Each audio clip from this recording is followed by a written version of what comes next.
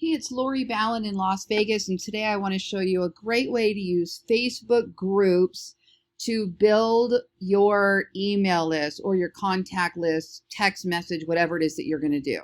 Now, for today, I'm going to use a group that I created as an example that's a real estate coaching group.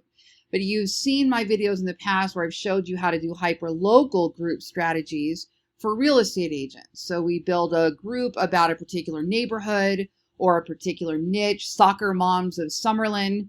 And then what I want to do is I want to put a little opt-in at the time when they request to join the group. Okay, so what I'm going to show you today is where to set these questions up and how to get these opt-ins. Now, here's what it looks like. So I scroll down and I'm in my group, and I'll see a notification that says 21 people want to join this group, or however many people. It was at 30 a few minutes ago. I started filtering everybody in. When you click it, what you're going to see is all of the requests. Now, if they have opted in, you're going to see a full name, email, whatever it is that you have in there. If they haven't opted in, you're going to see it to be blank. Now, it's your choice. If they haven't filled out any of your required or requested info, then you can simply decline their request to join. Okay. Now, it depends on how you set this all up, but as you can see, I get, oh my goodness, I can't even tell you how many I get every single day. It's massive that say yes, they want to opt in. So I give them the option to opt in. I don't want to just put them in the mailing list. It's not good to do that for so many reasons. All right, so let's go take a look at what this looks like. So you set up your Facebook group, and then you're going to go up here to more.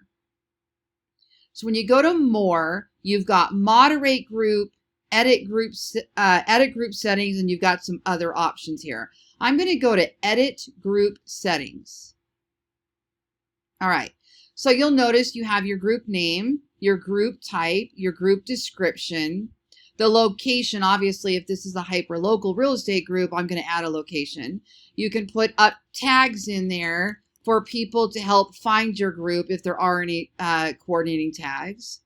And then keep scrolling down.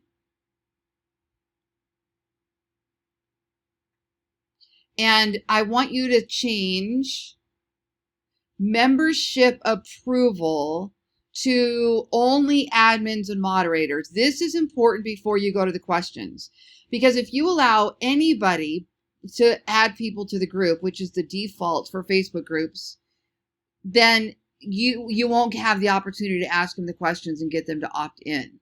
So I want to make sure I'm approving everybody. Now, that doesn't mean somebody else can't suggest them or try to add them, but they can't click the approval button to actually allow them in.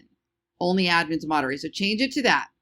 Now, the next thing is you can pre-approve people based on their membership in other groups. But again, we don't want to do that because we really want them to opt in.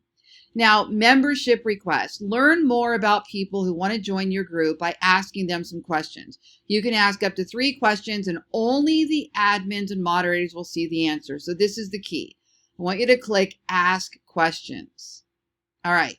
Now, here's what I have. 1, would you like a regular email recap of videos? So this particular group happens to be a training group for real estate software, for Keller Williams real estate software. So the first thing I ask them is, would you like a recap? That's the opt-in. That means they're saying yes or no. Second one is, what is your email address? And third one is, what is your office address? All right, what is your office address? 1 qualifies them that they're a Keller Williams agent, which is all I allow into this group. And the second one is that it allows me to put their mailing address in my system, which I send cards to and things like that. Okay, now, if I click on these 3 dots here, I can edit it, and I'll show you what it would look like when you're first setting this up, okay? So you can set up multiple choice, which is what I have here. Would you like a regular email recap of videos? Yes, no, thank you. Or I could put another option there. Multiple choice. You can also choose check boxes. So you could ask a question like, what type of homes are you interested in? And then you can have a price range, 300 to 400, 400 to 500, 500 to 600. and people check off the box. Or if it's a group of people already live in Summerlin, they already live here. So I want to talk about the neighborhood. So I might say, what type of topics are you interested in? Checkbox. The local parks and swimming, summer school camps and spring camps, real estate, and they can check as many as they want on there. So that's an option. Or you can actually leave a blank field that allows them to put a written answer. Tell me why you think this group would be good for you, or whatever you want it to be. Okay. Now, if your questions are too strict and offensive, they just leave. Now, you could see in mine that there were several in there that just didn't fill anything out. Those are the people that don't care enough about joining the group that they want to qualify. They just don't care. So they bounce off and they go away. What I typically find is they come back in if it's a quality group that they're hearing about, like, oh, you should join the such and such group. You should join Lori Ballen's KW Command group, or you should join Lori Ballen's Summerlin group. Then if they hear that a couple times, then they'll finally go, all right, let me pop something in there.